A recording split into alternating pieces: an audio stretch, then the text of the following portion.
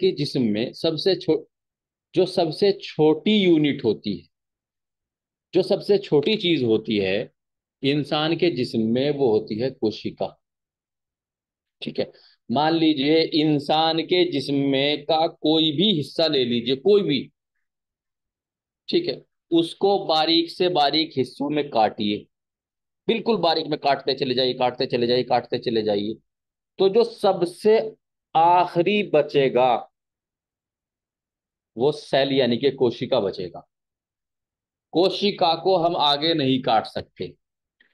अगर कोशिका को भी काटा, अगर कोशिका का भी डिसेक्शन किया, तो उसका मतलब लाइफ खत्म।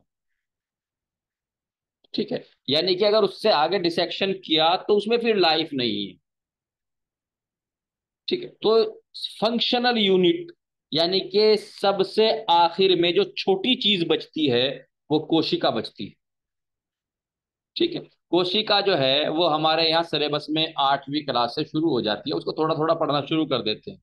हर साल रिवीजन होता चलता है, उसमें बढ़ा बढ़ा के आने लगता है। तो आपके सिलेबस में यहाँ नर्सिंग में भी, यूनानी उपचारिका में भी कोशिका है। ठीक है। कोशिका सबसे छोटी चीज है, सबसे छोटी यूनिट है कोशिका।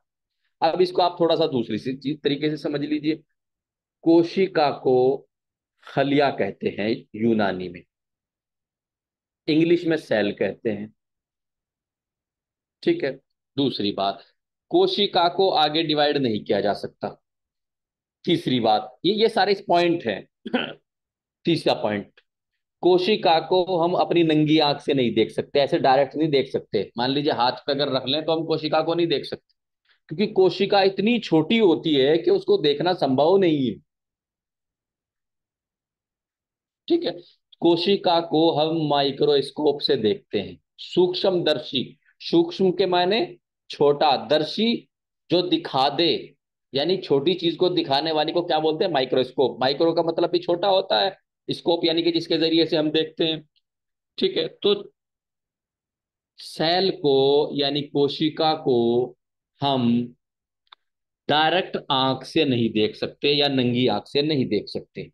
जी। जो बॉडी के फंक्शन हैं, इंसान की बॉडी के जो फंक्शन हैं, जैसे कि डाइजेशन हुआ, सेंसेशन हुआ, ठीक है, रिप्रोडक्शन हुआ, ये सारे के सारे फंक्शन एक सेल भी कर लेती है। जैसे कि इंसान अपनी औलादे पैदा करता है, किस लिए? कि जब जब उसकी डेथ हो, जब वो उसकी बॉडी खत्म हो जाए, तो उस जैसी दूसरी बॉडी तैयार हो जाए। इसी तरीके से सेल भी की भी डेथ होती है। जिस तरीके से इंसान महसूस करता है, इसी तरीके से सेंसेशन जो है वो सेल में भी, कोशिका में भी, खलिया में भी पाई जाती है। ठीक है। जिस तरीके से इंसान खाना खाता है, डाइजेस्ट करता है, इसी तरीके से सेल भी न्यूट्रिशन लेती है। यानी कि जो काम एक बॉडी करती है वो काम एक सेल यानी कि कोशिका भी करती है। ठीक है। जी। अब थोड़ा सा इसके बारे में कुछ इंपॉर्टेंट पॉइंट देख लेते हैं। सेल एक लैटिन शब्द है, लैटिन भाषा का शब्द। अगर आपके सामने डाल दिया कि सेल एक शब्द है लैटिन भाषा का, यूनानी का, अरबी का, हिंदी का, इंग्लिश का, तो देखो बात ऐसी है, सेल जो है वो एक लैटिन भाषा का शब्द, इसको याद रखना है। ठीक है। सेल का मतलब क्या होता है? स्टोर रूम होता है। क्यों? क्योंकि सेल के अंदर और भी बहुत सी छोटी छोटी संरचनाएं होती है, तो उनको स्टोर करके रखती है सेल, इसलिए सेल को स्टोर रूम भी कहते हैं। ठीक है। सेल को इंसान ने सबसे पहले कब देखा, यानी कि सेल की खोज कब हुई? सेल की खोज 1635 ईस्वी में, 1635 ईस्वी में, इसको याद रखना है बहुत अच्छे से। रॉबर्ट हुक नाम के साइंटिस्ट ने की थी। यानी कि इसको सबसे पहले देख कर जो पहचाना और समझा, वो रॉबर्ट हुक ने समझा 1635 ईस्वी में। ठीक है। सेल खुद अकेले अपने दम पर जिंदगी को जी सकती है। एक सेल, एक कोशिका की बात कर रहा हूं। कैसे? एक जीव होता है जिसका नाम होता है अमीबा। एक जीव होता है जिसका नाम होता है पैरामीशियम। ये जो अमीबा और पैरामीशियम है, ये जो अमीबा और पैरामीशियम है, ये यूनिसेल्यूलर है। यानी कि एक सेल से बने, एक कोशिका से बने हुए जीव हैं। लेकिन ये वो सारे काम करते हैं जो कि एक जीवधारी करता है। अमीबा पैरामीशियम जो है वो यूनिसेल्यूलर। यूनिसेल्यूलर का मतलब क्या होता है? एक सेल से, एक कोशिका से बना हुआ जीव है। जीव को यूनानी में हैवान कहते हैं। जीव है, लेकिन वो एक सेल से बनने के बावजूद भी वो सारे काम करता है। जैसे कि इंसान महसूस करता है, वो भी महसूस करता है। इंसान रिप्रोडक्शन यानी कि अपनी संतान पैदा करता है, वो भी आगे अपना रिप्रोडक्शन करता है। इंसान खाना खाता है, वो भी न्यूट्रिशन लेता है, एक सेल का होने के बावजूद। ठीक है। लेकिन क्या हम पैरामीशियम को और क्या हम अमीबा को अपनी आंख से देख सकते हैं? नहीं देख सकते। माइक्रोस्कोप से देख सकते हैं। क्यों नहीं देख सकते? क्योंकि वो यूनिसेल्यूलर है, एक सेल से बना हुआ है, और एक कोशिका को हम नहीं देख सकते। ठीक है जी। अब वही वाला पहली वाली चीज जो मैं बार बार कहता हूं, बार बार बताता हूं। बहुत सारी सेल्स मिलकर के टिश्यू बनाती हैं, और बहुत सारे टिश्यू मिलकर के एक ऑर्गन बनाते हैं, और बहुत सारे ऑर्गन मिलकर के उनके सहयोग से एक सिस्टम बनता है। और इंसान के अंदर जितने भी सिस्टम है उनसे मिलकर के स्वयं इंसान का शरीर बन जाता है, इंसान की बॉडी बन जाती है। ये चीज मैं बार बार कहता हूँ आप। ठीक है। सेल के अंदर कुव्वत तमसील, एहसास महसूस करना, इसाल पजीरी, डेथ वगैरह होती है। ये चीज मैं आपको बता चुका। अब देखिए सेल के अंदर क्या क्या होता है, कोशिका के अंदर क्या क्या होता है। नंबर एक, न्यूक्लियस। सबसे ज्यादा इंपॉर्टेंट इसी को मानते हैं। वैसे तो माइटोकॉन्ड्रिया भी है, एंडोप्लाज्मिक रेटिकुलम, तो बहुत सारी चीजें हैं। ठीक है। लेकिन न्यूक्लियस, चूंकि न्यूक्लियस जो है एक तरीके ज्यादातर सेंटर में होता है, बिल्कुल बीच में होता है न्यूक्लियस।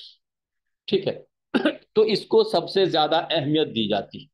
और न्यूक्लियस एक ऐसा भाग होता है किसी कोशिका का, अगर इसको कोशिका से निकाल दिया जाए, कोशिका फौरन मर जाती है, उसकी डेथ हो जाती है, वो डेड हो जाती है।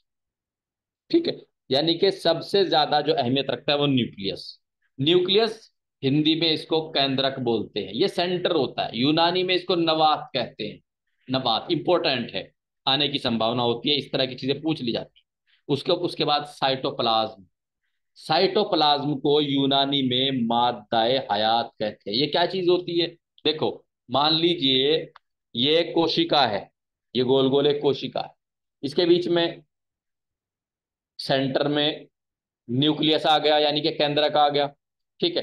अब इसमें चारों तरफ जो है एक पानी सा भरा होता है, एक लिक्विड भरा होता है, एक दरो भरा होता है चारों तरफ। यानी कि सेल मेम्ब्रेन, कोशिका की जो दीवार है, कोशिका की दीवार और न्यूक्लियस के बीच में पानी सा भरा होता है, उसको साइटोप्लाज्म कहते हैं। ठीक है जी। और इस साइटोप्लाज्म को यूनानी में मादाए हयात कहते हैं। आपको इन चीजों को बहुत अच्छे से जहन में बिठा के रख। ठीक है भाई जी। उसके बाद क्या है? Cell membrane. सेल मेम्ब्रेन क्या चीज है? जो कोशिका होती है, कोशिका को चारों तरफ से कवर करके रखती है, बांध करके रखती है, सेल मेम्ब्रेन। मेम्ब्रेन्स मैंने आपको उमूर तबैया में भी पढ़ाया था। मेम्ब्रेन्स मैंने आपको उमूर तबैया में भी पढ़ाया था। जब मैं आपको उमूर तबैया पढ़ा रहा था, मैंने बताया था अरकान, मिजाज, अखलाक, आज़ा, अरवा, हुआ, अफ़आल, अरकान मिजाज, अरकान मिजाज अखलाक, आज़ा, अरवा, कुवा, अफ़आल, मैंने आपको बताया था।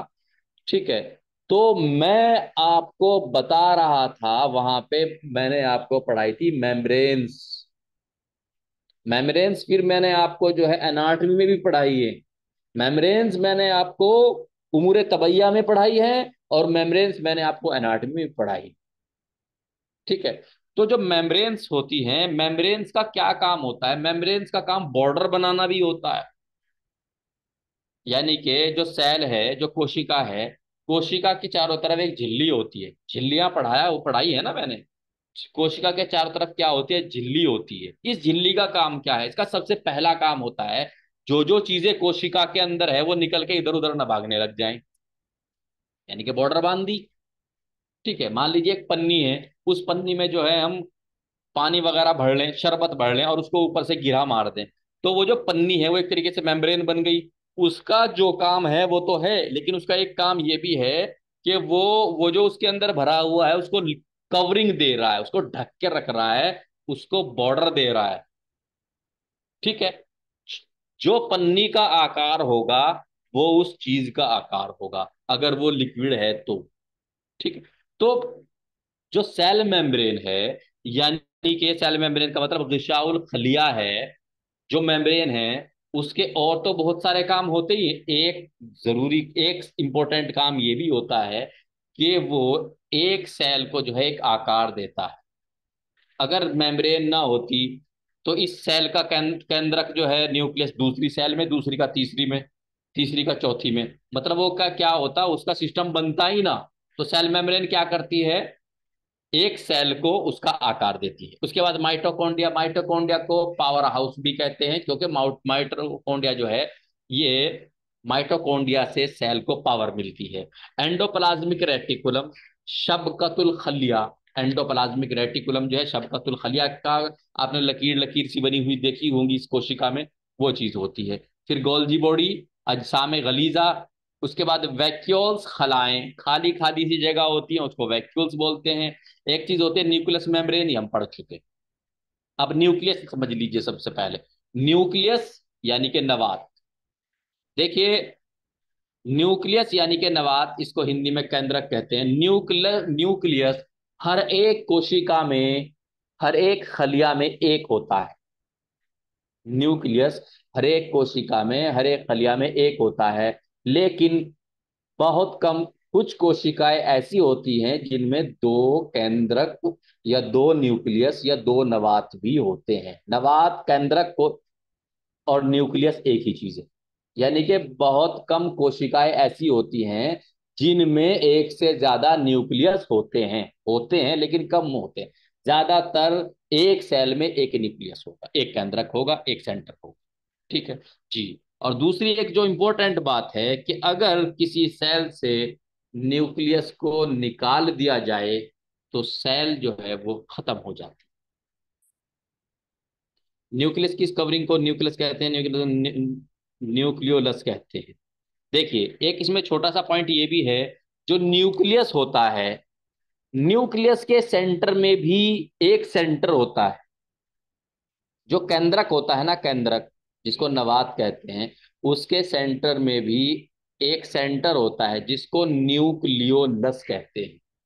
तो न्यूक्लियस हो गया, इसके सेंटर में भी एक सेंटर होता है, उसको न्यूक्लियोलस कहते हैं। अब साइटोप्लाज्म पे आ जाइए। सेल खलिया में साइटोप्लाज्म पाया जाता है। साइटोप्लाज्म क्या है? वो पानी पानी सा है जो किसी कोशिका में हम डॉट डॉट डॉट करके शो करते हैं।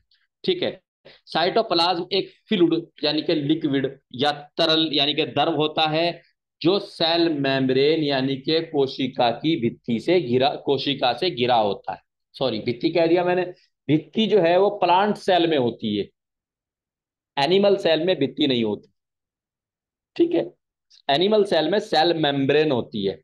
ठीक है, तो जो सेल होती है वो जो सेल मेम्ब्रेन होती है, यानी कि जो कोशिका की झिल्ली है, वो कोशिका के फ्लूइड को, यानी कि साइटोप्लाज्म को, यानी कि जो पानी भरा होता है कोशिका में, उसको घेरे रखती है। एक बहुत ही इसमें इंपॉर्टेंट सवाल है, उसको पूछ लेते हैं, इसको ज्यादा बारीकी में तो मैं नहीं लेके जाऊंगा, सीधा इतना समझाऊंगा। साइटोप्लाज्म हिमोजीनस होता है। अब इसको आप हीमोजीनस ही याद रख लेना। अगर उसमें हेट्रोजीनस आ जाए या कुछ और आ जाए, उसको ना लगाना, हीमोजीनस लगा देना। साइटोप्लाज्म में कुछ खाली जगहें भी होती हैं, यानी कि ये जो पानी भरा होता है कोशिका में, जो फ्लूइड है एक तरीके से, बिल्कुल वो पानी का मतलब पीने वाला पानी नहीं है, वो कोशिका का द्रव है, कोशिका का लिक्विड है, कोशिका का पानी है। ठीक है। जो उसमें जो साइटोप्लाज्म है, उसमें छोटी छोटी सी खाली जगहें होती हैं। ठीक है। और उन खाली जगहों में क्या होते हैं, फाइब्रिल्स नाम की संरचनाएं होती है। साइटोप्लाज्म पर जिंदगी डिपेंड करती है, यानी जिंदगी का इन्हिसार साइटोप्लाज्म पर होता है। साइटोप्लाज्म बहुत ही इंपॉर्टेंट हिस्सा है किसी सेल का, यानी कि कोशिका का। अब क्या क्या चीजें होती हैं साइटोप्लाज्म में? साइटोप्लाज्म क्या है मैं आपको बता दूं। देखिए, सेल मेम्ब्रेन क्या है, एक झिल्ली है। उसके अंदर बीच में क्या है, न्यूक्लियस यानी कि केंद्रक है। और फिर बाद में क्या, फ्लूइड फ्लूइड पानी पानी सा भरा हुआ है, इसी को साइटोप्लाज्म कहते हैं, यानी कि कोशिका का द्रव, कोशिका का पानी समझ लीजिए। ठीक है। अब क्योंकि इंसान के जिस्म में 70% पानी होता है, ठीक है, तो ये जो पानी होता है, ये वो पानी भी होता है जो कि कोशिका के अंदर है, और ये वो पानी भी होता है जो कि कोशिका के बाहर है। यानी कि जो हमने पानी पिया, वो हमारे स्टमक में गया, इंटेस्टाइन में गया, खून में मिल गया, पेशाब कर दिया। ठीक है। एक एक तो पानी वो हो गया। एक पानी वो है जो इंसान के कण कण में है। इंसान को अगर छू के देखोगे नरम दिखाई देगा ना।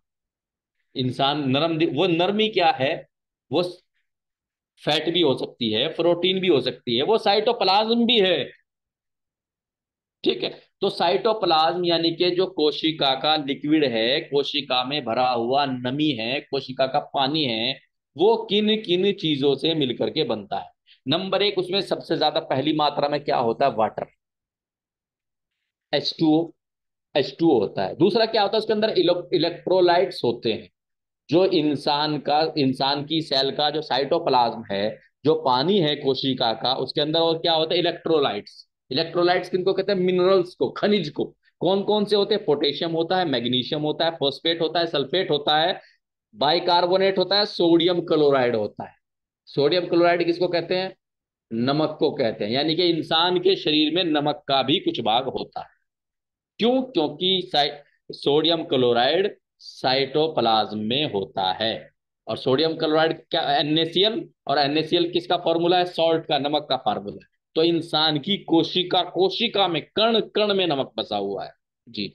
उसके अलावा क्या होता है साइटोप्लाज्म में? हम साइटोप्लाज्म की बात कर रहे हैं, पूरी सेल की बात नहीं कर रहे हैं, साइटोप्लाज्म की बात कर रहे हैं, एकदम हाजिर रहना दिमाग। प्रोटीन।